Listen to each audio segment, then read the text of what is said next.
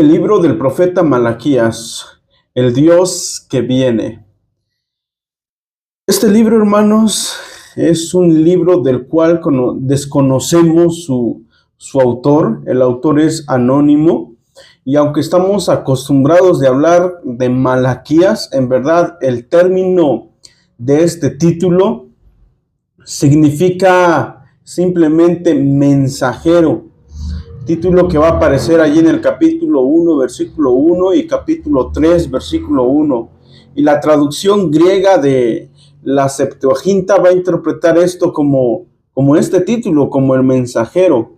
Solamente que más tarde se va a convertir para algunos comentaristas en un nombre propio, ¿ok?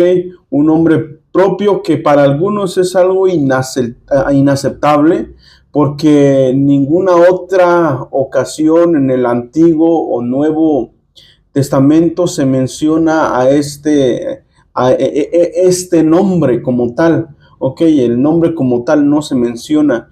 Y la mayoría concuerda en que es preferible reconocer que no se sabe finalmente quién escribió el libro. En cuanto a la fecha y un tanto el trasfondo del libro, trasfondo histórico, nos vamos a ir a la época en donde el pueblo ya está en Israel. Ha llegado Israel a Jerusalén. Sin embargo, hay desánimo porque no se han cumplido las promesas de Dios, las promesas que Dios había hecho por medio de los profetas anteriores. Y entonces hay una apatía religiosa, hay una absoluta desconfianza de este Dios. No creen que sus promesas se puedan cumplir, dudan de la misericordia, de la justicia y sobre todo del amor de Dios y el interés de Dios por Judá. Y todo esto va a repercutir en su cultura de adoración, en el temor a Dios, y nos vamos a dar cuenta que el nivel de espiritualidad está en un bajísimo nivel, ¿ok? En un bajísimo nivel. Y esto hace pensar que las cosas están sucediendo allá en el siglo V antes de Cristo. Los temas afrontados van a situar el libro en un periodo del año 515 al año 400 aproximadamente, año que también se va a llevar a cabo la reforma de Esdras y Nehemías. Y otros datos del mismo libro corroboran este punto o esta datación. En el versículo 10 del capítulo número 1 nos damos cuenta que el templo ya está reconstruido, ya se hacen cultos, aunque mal, pero ya se hacen cultos. En los versículos 7 y 9 del capítulo 1 podemos ver que ya se hacen cultos, ya se hacen sacrificios. Los levitas, los sacerdotes ya están organizados según el capítulo 2, versículos 3 al 9. Y encontramos en años posteriores al 515, fecha de la consagración del templo. Ok, sin embargo, la época pasada de Nehemías y Esdras, que hubo un poco de ímpetu, ese ímpetu ya aquí ha terminado. Ya han pasado algunos años, por lo menos unos de 50 a 100 años, y el entusiasmo, vuelvo a decir, ya ha pasado. Y entonces no sería imposible situar a Malaquías del año de la primera intervención de Nehemías, 45, de los años 445 a los años 460, antes de las reformas de Esdras y Nehemías. Ok, Entonces, finalmente concluimos que los años en que debemos fechar a este libro es de los años 480 o 450, con algunas, quizás haya algunas teorías, algunos los fechan del año 515 al 400 aproximadamente, otros del 460 al 560 y finalmente del 480 al 450. Y creo que esto es mejor porque estamos encerrando las mayores acciones que este profeta va a estar presentando. En cuanto al autor, hermanos, como lo dijimos hace momentos, Malaquías no se refiere al nombre de un profeta, ¿ok? Y si se refiere al nombre del profeta, no conocemos el lugar de su nacimiento, no conocemos ni al profeta mismo, no hay ninguna evidencia en el Antiguo Testamento de este profeta, ¿ok? Y una tradición antigua recogida del Targum identificó al autor con Esdras, y algunas teorías lo relacionan con un alumno, un discípulo de Esdras, pero es lo único que sabemos. Lo mejor quizás aquí es que aceptemos que este libro profético es anónimo. Ok, nuevamente es un profeta desconocido, muestra ser un ferviente patriota judío, incapaz de tolerar matrimonios mixtos, y esto por el problema de la impureza que vemos allá en los libros de la ley. Ok, vamos a ver que los judíos se están casando con mujeres no judías, y eso ha provocado que, que haya una adoración a los dioses de estas mujeres que no son judíos, y entonces Malaquías no va a tolerar esto, va a hablar en contra de ellos. Y finalmente nos damos cuenta que los judíos no han sido fieles a su religión, recordando que la palabra religión es ligados a, no han sido fieles a estar ligados con Dios y finalmente estar ligados con su esposa. Todas estas cosas están pasando, hay codicia, los sacerdotes están complaciendo al pueblo de Israel, el pueblo de Israel que lleva sacrificios no muy gratos a Dios, y los sacerdotes los aceptan. ¿Quiénes son los destinatarios de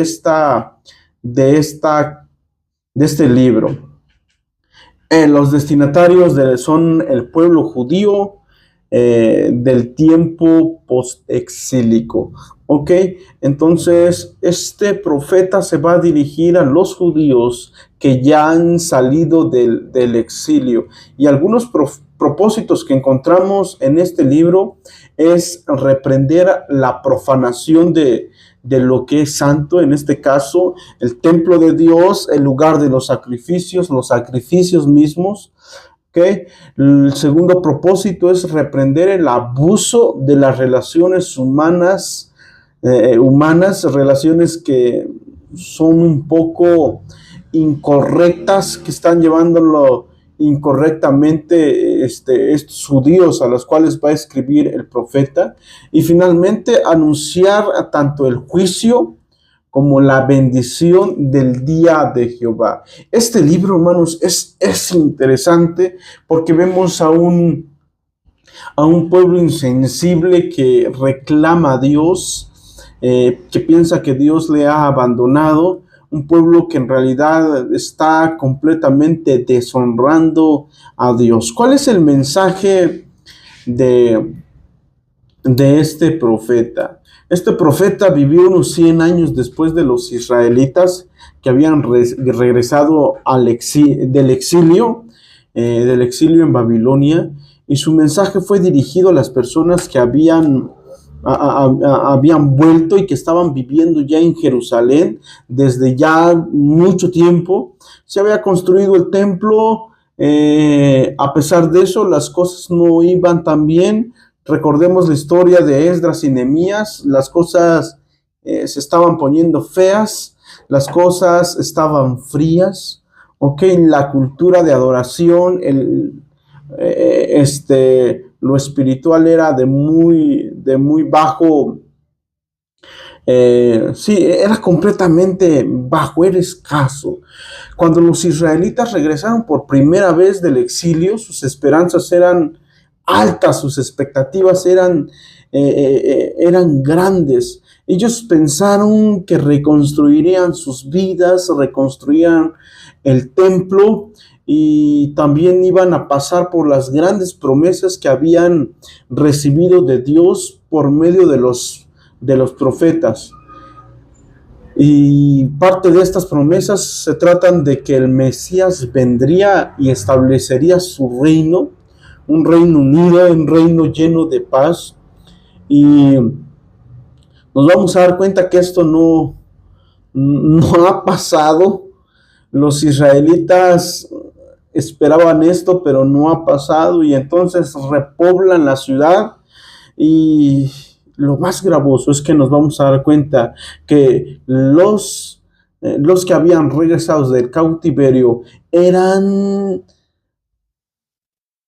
infieles de la misma manera que sus antepasados lo eran. Estos profetas estaban siendo infieles y son comparados con sus antepasados, y entonces las cosas aquí, como lo dijo otro de los profetas, no cambian. Las cosas siguen igual. Sigue habiendo injusticia, sigue habiendo maldad. Y entonces aquí Malaquías nos va a recordar cuán corrompida se ha convertido esta nueva generación, que si se compara con sus antepasados, en realidad le da a la talla y hasta sobrepasa. El libro está diseñado como una serie de discusiones, y la mayoría de las secciones comienzan con Dios diciendo algo. Luego el pueblo hace una reclamación o una acusación, y entonces Israel está en desacuerdo con lo que Dios está declarando.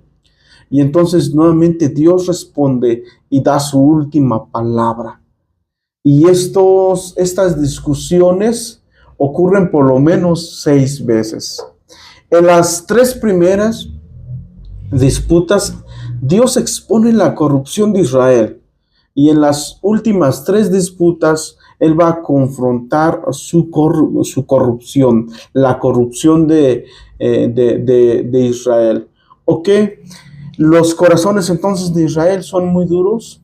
Y entonces la primera disputa inicia cuando Dios dice que aún ama a su pueblo del pacto, a pesar de sus fracasos, a pesar de su rebeldía, a pesar de todo, a pesar de sus rechazos y de que trataron mal a los enviados de Dios, en este caso los profetas. Dios decía que les amaba. Pero los israelitas contestan, el pueblo contesta: ¿cómo nos has mostrado algún amor, algún afecto de amor? Ellos dicen: a ver, contéstanos, ¿cómo es que nos has mostrado algún poquito de amor? Así que Dios contesta y les recuerda gentilmente cómo Él escogió a Jacob, ¿ok? Y vamos a ver que Él escogió a Jacob no porque Jacob sea muy bueno, ¿ok? Simple y sencillamente Dios lo escoge para convertirse en el portador de las promesas que pertenecían al pacto de Dios. Dios escoge a Jacob en lugar de Esaú, su hermano. Y la familia de Esaú, recordamos nosotros que finalmente llega a su ruina. Recordemos las historias del Génesis, Y también en el libro de Abdías, donde Dios trae juicio contra los descendientes de Saúl, y allí termina. Y el pueblo de Israel continúa. Y entonces Dios dice que les ha mostrado su amor desde el principio. La segunda disputa expone el problema con el segundo templo de Israel. Dios acusa a la gente de despreciar y profanar el templo. Las personas responden: ¿en qué te hemos despreciado? Dios está diciendo: ustedes han profanado mi templo. Y el pueblo responde: ¿en qué te hemos despreciado y en qué te hemos profanado? Así que nuevamente Dios responde. La forma en que están trayendo sus ofrendas es verdaderamente vergonzosa. Los animales son defectuosos y están enfermos. Esto no demuestra el valor que ellos tienen hacia Dios, ni siquiera el respeto, y sobre todo no honran a Dios. Pero no solamente la gente, sino también los sacerdotes que están dirigiendo al pueblo, ellos lo están tolerando. Y no solamente lo toleran, sino que participan de estas formas corruptas del culto. De arriba para abajo, el pueblo de Israel ha mostrado infidelidad a Dios. Es un pueblo infiel. Y luego vamos con la tercera disputa. Dios acusa a los israelitas de una traición contra él y contra las esposas de los israelitas. Por supuesto, ellos lo niegan. Y entonces Dios expone la combinación tóxica de idolatría y el divorcio que estaba dándose en ese lugar y en ese tiempo. Hay hombres israelitas casándose con mujeres que no eran israelitas y luego adaptaban el culto de estas mujeres, de sus dioses ancestrales, y lo hacían en sus casas. Aquí vamos a recordar Nehemías capítulo 13, ¿ok? Y que Malaquías conecta a estas olas de hombres que se casan, pero al mismo tiempo se divorcian de sus esposas, ¿ok? Se divorcian de sus esposas judías para casarse con mujeres que no eran israelitas. Y cuando se divorcian, ellos no dan ninguna razón. No hay ninguna razón por la cual ellos se están divorciando. Entonces Malaquías dice: ¿no es una traición esto al pacto de Dios? Evidentemente que la respuesta es sí. Y entonces Malaquías pasa a una serie de preguntas, a una serie de disputas que Dios enfrenta la rebelión de Israel. La cuarta disputa comienza con los hijos de Israel acusando a Dios de abandono, diciendo: ¿dónde está el Dios de justicia? Ellos ven la injusticia, la corrupción, y esto abunda, y Dios parece no hacer nada. Dios responde diciendo que Él enviará un mensajero que preparará a la gente para el retorno personal de Dios en el día del Señor. Él vendrá como fuego purificador. Él purificará a su pueblo, quitará la idolatría, la inmoralidad sexual y la injusticia, de modo que este nuevo reino esté completo por remanentes que son fieles. Y estos remanentes son el pueblo de Dios. Y de esto se trata la cuarta disputa. Se centra en que Dios enviará un mensajero que preparará el camino de la presencia, del retorno de la presencia personal de Dios. En la quinta disputa, Dios llama a la gente a volver. Pero la gente pregunta, ¿cómo es que nos volveremos a ti? Y entonces Dios confronta su egoísmo. Él les muestra cómo han dejado de ofrecer sus diezmos, ¿ok? En el templo.